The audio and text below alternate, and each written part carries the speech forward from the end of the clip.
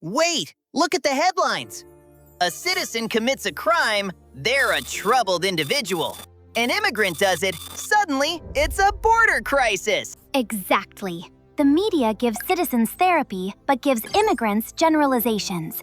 It's a mathematical loophole for tribal bias. Today on Modion CauseTrace, we are auditing the human loophole.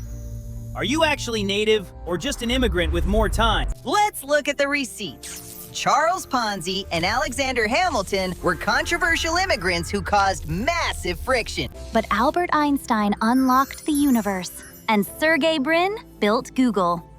Both were immigrants who changed the world. You cannot blame an entire group for Ponzi and ignore Einstein. Good and bad are strictly individual traits. So why the double standard? Author Chimamanda Ngozi Adichie warned us about the danger of a single story. She said, "Show a people as only one thing over and over, and that is what they become." The media feeds us that single story. It is an easy trap that distracts from the real systemic issues. Let's trace the biological cause. Author Sonia Shaw explains this clearly in her book, The Next Great Migration. Her quote, "Migration is not the crisis, it is the solution." Movement is actually a fundamental biological imperative. Exactly. We are falsely taught that staying still is natural. But humans are not trees. We move. Which brings us to the root cause. Look at David Reich's genetic research in who we are and how we got here. He proved genetically that populations in any particular region have not been there since time immemorial. We are all descendants of motion. Character is individual, not geographical. How do we fix this broken mindset? Isabel Wilkerson gives us the historical lens in The Warmth of Other Suns. She noted, "They did what human beings looking for freedom have always done. They left." Judge the human, not the history. Look for the courage to build, not the place they started. We see it every day. The news flashes a crime, and society instantly blames the immigrant's origin. They ignore the native citizens doing the exact same thing right next door.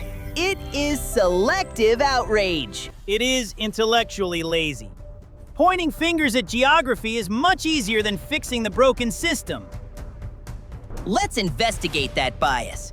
If origin dictates morality, how do we explain innovators like Sergey Brin? Checking the stats.